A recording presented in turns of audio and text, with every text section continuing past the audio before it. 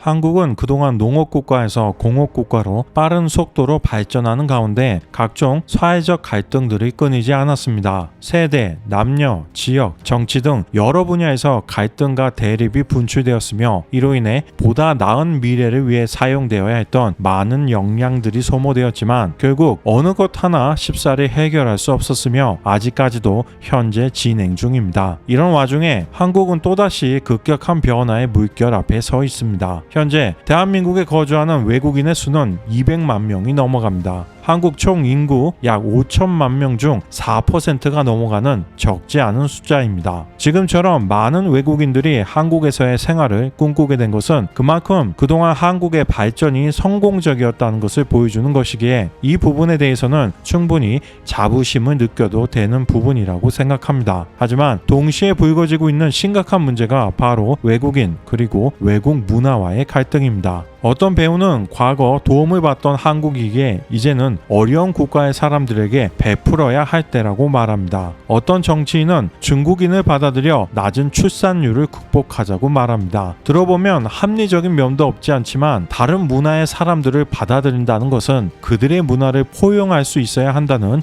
전제 조건이 필요합니다. 하지만 타국의 문화들을 스스럼 없이 받아들인다는 것은 결코 쉽지 않은 일입니다. 대표적으로 중국인의 중화 사상과 이슬람의 일부 문화들을 예로 들 수 있을 것 같습니다. 오늘은 이와 관련해 첨예한 갈등을 겪고 있는 대구광역시 북구 대연동 경북대학교 옆 이슬람 사원 건설과 관련된 갈등에 대해서 이야기해 보고자 합니다.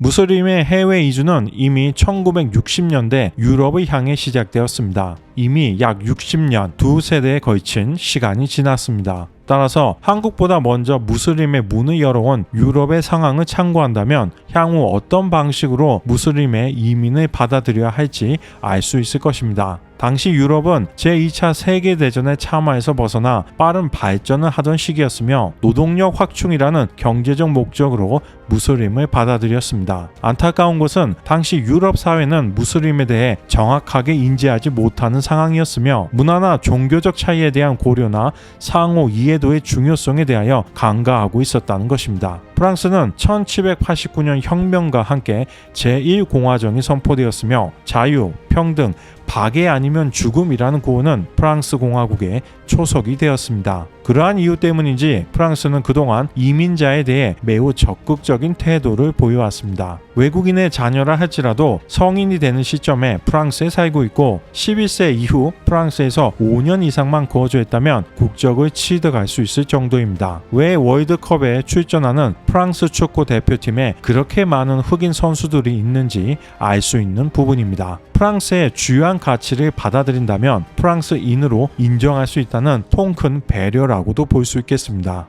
하지만 현재 프랑스는 이민자 통합에 실패한 대표적인 국가로 볼 수 있습니다. 무슬림 이민자 2세들은 각종 사회적 문제를 일으키고 있기 때문입니다. 2005년 10월 27일 프랑스에서는 무슬림 폭동이 일어났으며 프랑스 정부는 11월 8일 국가 비상사태까지 선포했지만 11월 16일 파리로까지 번진 뒤에야 온전히 치안을 회복할 수 있었습니다. 그동안 수천억 원에 달하는 재산 피해가 발생했으며 약 9천 대의 차량이 불탔고 수천 명이 체포되었습니다. 이에 자유와 평등을 부르짖던 프랑스조차 2011년에는 니캅, 부르카 등의 착용을 금지하는 등 본격적으로 이슬람 문화에 대해 엄격한 조건을 요구하고 있습니다. 니캅은 눈만 내놓은 복장이고 부르카는 눈 부분조차 망사로 되어 있는 차이가 있습니다. 하지만 둘 다 여성의 신체를 최대한 가리는 복식이라고 할 수 있겠습니다. 2016년 새해가 밝을 때 독일 퀼른에서는 약 1000여 명의 중동,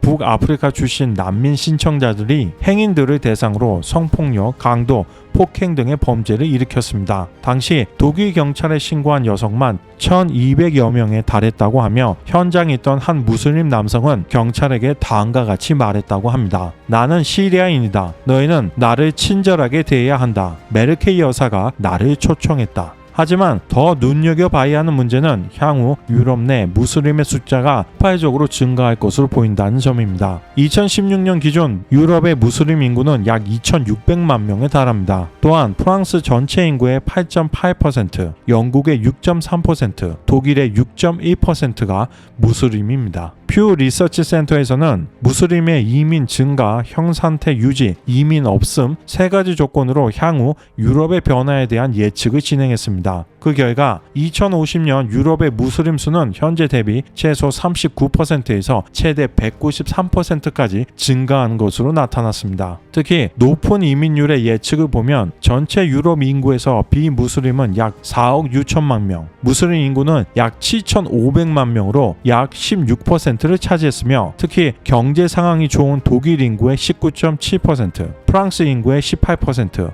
영국 인구의 17.2%를 차지하게 되는 것으로 나타났습니다. 주요한 원인은 유럽 백인들의 낮은 출산율에 기인합니다. 무슬림들은 백인들보다 몇 배나 높은 출산율을 유지하고 있기 때문입니다. 미국의 약 3억 2천만 명 인구 중에서 흑인은 약 4천만 명 정도로 약 12%를 차지하고 있는데 흑인 대통령이 선출된 적이 있습니다. 이제 약 30년 후에는 유럽 주요 국가의 정상이 무슬림이 될 가능성도 존재한다고 볼 수 있으며 최소한 유럽 각국의 정책에 매우 영향력 있는 목소리를 낼 수 있는 충분한 숫자가 되는 것입니다. 이제 다시 한국의 사례로 돌아와 현재 진행 중인 대구시 이슬람 사원 건립에 대해서 이야기해 보겠습니다. 2014년부터 경복대학교 근처 주택에는 이슬람의 소형 예배당이 있었는데 무슬림의 숫자가 계속 증가하여 유학생들을 중심으로 새롭게 사원을 건설하려고 하고 있습니다. 이 때문에 주변에서 살고 있는 한국인들의 거센 반발에 부딪히게 되었는데 반대하는 구체적인 이유를 보면 첫째, 주변이 전부 주택가인데 수백 명의 무슬림들이 하루에도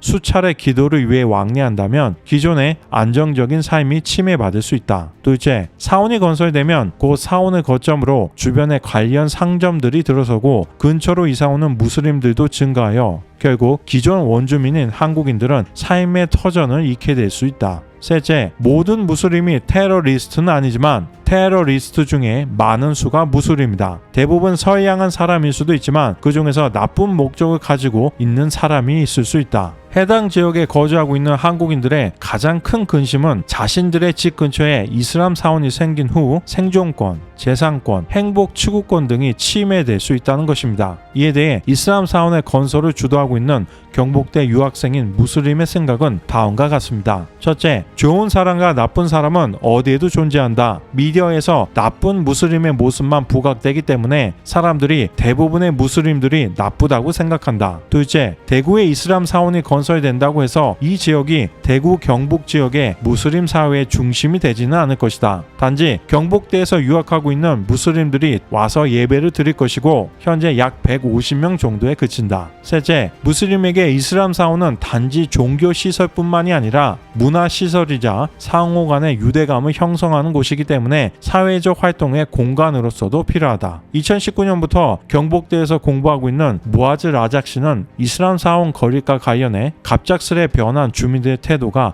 매우 당황스럽다고 합니다. 늘 자신을 따뜻하고 친절하게 대해주던 주민들이 어느 순간부터 무슬림 학생들에게 차가운 시선을 보내고 있기 때문입니다. 이렇게 첨예한 대립이 발생하게 된 주요 이유는 바로 공청회나 제대로 된 현장 실사 없이 건설 허가를 내준 대구광역시 북구청이라고 볼 수 있겠습니다. 북구청이 현재 대안으로 제시하고 있는 것은 사원 근처를 매입하여 경로당이나 공원 등 공공시설을 지어 이슬람 사원에서 발생하는 소음 피해를 줄여주겠다는 것입니다. 하지만 주민들은 주변에 공공시설이 늘어난다고 한국인들이 이슬람 사원 근처의 시설을 주동적으로 이용하려고 할지 의문이며 오히려 그러한 공공시설이 더 많은 무슬림들을 불러오는 촉매가 되는 것이 아닌가 하는 걱정입니다. 다른 지역에 사원을 건설하는 것도 한 방법이지만 무슬림 학생들이 원하는 조건을 충족시켜 줄 수 있는 입지를 구하기는 힘들어 보입니다. 조건 첫 번째는 경복대에서 도보로 5분 이내에 갈 수 있는 지역. 조건 두 번째는 면적이 현 부지보다 작지 않을 것. 조건 세 번째는 주민들의 반대가 없는 곳. 조건 네 번째는 모스크의 형태를 갖춘 건물. 사실 현실적으로 이렇게 첨예한 대립이 지속되고 있지만 법적으로는 이미 매우 명확한 결과가 나온 상태입니다. 작년 9월 대법원은 집단 민원보다 종교의 자유가 우선시돼야 한다는